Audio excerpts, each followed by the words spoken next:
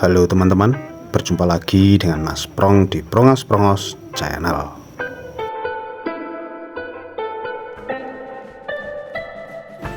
Pada kesempatan kali ini saya akan membahas permainan catur antara Medina Wardah Aulia melawan Alina Bivol. Permainan ini terjadi pada tahun 2023 di ajang Women's World Cup di Azerbaijan. Medina Wardah Aulia lahir pada 7 Juli tahun 1997. Ia berkebangsaan Indonesia.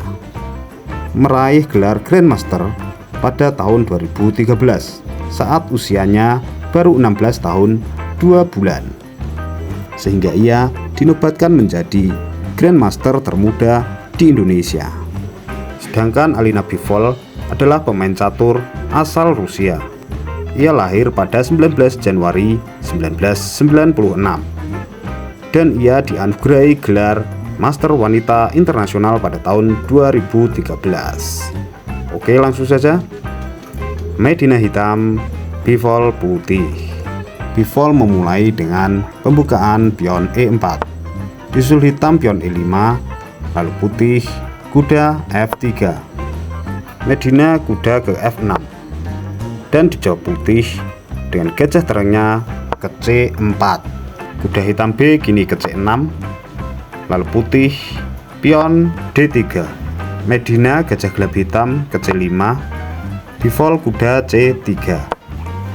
Pion hitam kini ke E6, lalu kuda putih mengancam gajah gelap hitam. Tentu hitam pion ke A6 karena terlihat putih meletakkan perurannya yaitu kuda dengan gajah sejajar di A4 dan C4, sehingga pion B5 adalah ancaman yang tidak bisa dihindari, sehingga Bivol kuda memakan gajah dan pion hitam membalasnya. Pion putih ke A4 menghadang laju pion jika ia ke B5, namun hitam melangkahkan pion ke H6, dijawab putih pion H3. Menteri hitam D6, gajah gelap putih ke E3, disusul gajah terang hitam ke D7, lalu putih menjawab kuda D2. Kuda hitam melakukan manuver ke D4, lalu pion putih mengancamnya di C3. Tentu kuda hitam kembali ke E6 dan kini putih membawa menterinya ke E2. Hitam rokade pendek, lalu putih mengawali serangan lewat sayap raja. Kali ini pion G4. Hitam tidak terbawa fokus oleh serangan putih, sehingga ia memulai penyerangan melalui sayap menteri. Pion B5 mengancam gajah terang putih. Tentu gajah pergi. Lalu hitam benteng E8. Putih masih dengan idenya dengan penyerangan lewat sayap raja. Pion H4. Lalu kuda hitam E naik ke F4, menyerang menteri sekaligus mengancam skak di G2. Tentu putih tidak ingin itu terjadi, sehingga ia memukul kuda hitam dengan gajah gelapnya. Gajah pukul kuda dan gajah dipukul pion, dan putih masih fokus terus dengan idenya. Kali ini pion G5 ancam kuda ke G4, lalu pion pukul pion H6. Menteri hitam membalas pukul. Dan lihatlah teman-teman, menteri hitam kini berada di posisi yang lumayan strategis. Ia berada di diagonal di mana sewaktu-waktu putih rokade panjang. Dan meskipun ia satu lajur dengan benteng putih, tetapi terhalang pion putih yang tentunya tidak bisa bermanuver jika bukan hitam yang menginginkan. Perwira putih pun kini akan kesulitan menyerang raja hitam melalui sayap rajanya karena telah dihadang oleh menteri hitam. Oke, lanjut. Gajah terang putih C2, lalu hitam memukul pion di A4. Gajah putih membalasnya dan terjadi pertukaran gajah di A4. Kuda hitam kini ke E5 dan kuda putih ke F3, menantang pertukaran. Penawaran diterima. Kuda makan kuda dan menteri putih memakan kuda di F3. Lanjut hitam benteng B8 mengancam pion B, dan benteng putih melindunginya di A2. Pion hitam naik ke C4 menantang pertukaran dan dibiarkan saja. Putih memilih menggerakkan bentengnya ke G1, sehingga langsung saja pion hitam memukul pion D3. Dan pion hitam ini sangatlah kuat ya teman-teman, karena menteri pun tidak berani memakannya. Jika menteri nekat memakan, maka benteng akan ke D8 mengancam menteri dan menjadikannya jalan masuk ke pertahanan putih, sehingga putih memilih menggerakkan rajanya ke D2 mendekati pion D3. Lalu benteng B6, dan lagi-lagi menteri putih tetap tidak berani memakan, karena jika memakannya benteng ke D6, menteri putih akan hilang, sehingga putih memilih menggerakkan pionnya ke B4. Kini menteri hitam ke E6 mengancam skak sekaligus memakan benteng. Benteng pergi ke A5. Dijawab menteri hitam ke B3. Nah, di posisi ini, jika putih masih membiarkan pion untuk tidak dimakan, maka menteri hitam akan ke C2 skak. Dan jika itu terjadi, maka merah bahaya berada di depan mata. Lalu, bagaimana jika menteri memakannya? Maka otomatis menteri hitam akan naik ke B2 skak. Dan Stockfish merekomendasi menteri putih untuk menutupnya. Lalu setelah menteri menutup, benteng akan ke D6 skak. Benteng putih menutup di D5 dan simpel saja dimakan oleh benteng hitam. Dibalas oleh pion putih, lalu benteng E naik ke E2 skak.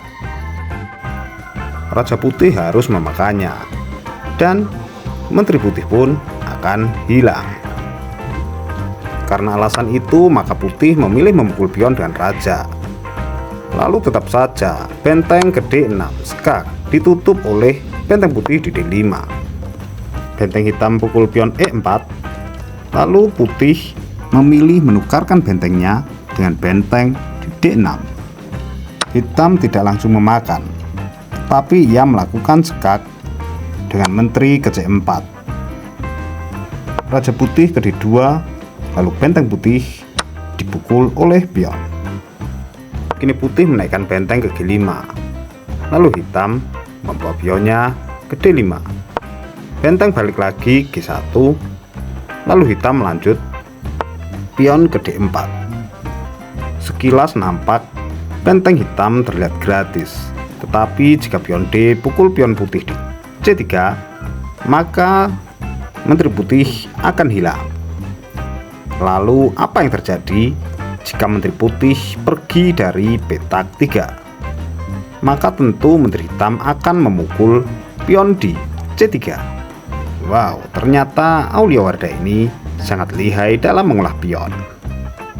Oke, lanjut teman-teman. Di sini benteng putih G ke C1 melindungi pion, namun pion hitam tetap memukulnya. Pion pukul pion dan benteng pukul pion mengancam menteri hitam. Simpel saja menteri hitam mengunci benteng dengan memukul pion di petak B4, sehingga raja putih melepaskan kunciannya dengan pergi ke petak C2. Menteri hitam A4 skak. Dijawab putih dengan raja pergi ke C1. Menteri hitam terus melakukan skak kini ke A1. Raja putih kembali naik ke C2. Menteri hitam skak A2.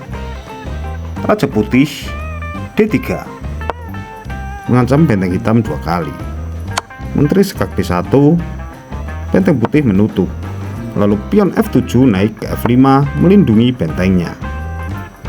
Kini menteri putih bermanuver ke H5 mengancam pion F dan sekaligus mengancam petak E8 jika suatu waktu benteng hitam di E pergi. Dijawab oleh menteri hitam ke B5 skak serta melindungi pion F5 sekaligus petak E8. Raja putih turun ke D2, lalu hitam membalas menteri D5 skak. Raja putih berlindung di C1, diteruskan oleh hitam. Benteng E1 skak. Raja ke B2, Menteri ke-5 kembali melakukan skak. Kali ini benteng putih menutup, lalu benteng hitam ke-2 kembali skak. Raja putih meninggalkan benteng ke B1. Jika hitam memakan benteng putih, maka menteri putih akan memakan benteng hitam, sehingga hitam memilih melakukan skak di B5. Dan ya, kini raja masuk ke C1. Sudah pasti menteri hitam melakukan skak ke B2 dan raja putih tidak tertolong lagi.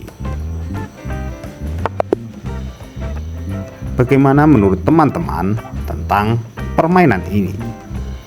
Salah satu wanita kebanggaan Indonesia mampu mengejutkan dunia percaturan dengan langkah-langkahnya yang jenius, akurat, dan tentunya berkelas.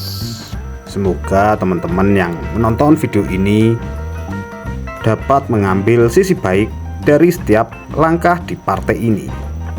Oke teman-teman, cukup sekian video kali ini. Kurang lebihnya mohon maaf yang sebesar-besarnya. Mohon kritik, masukan, dan sarannya. Terima kasih sudah menonton dan wassalamualaikum warahmatullahi wabarakatuh.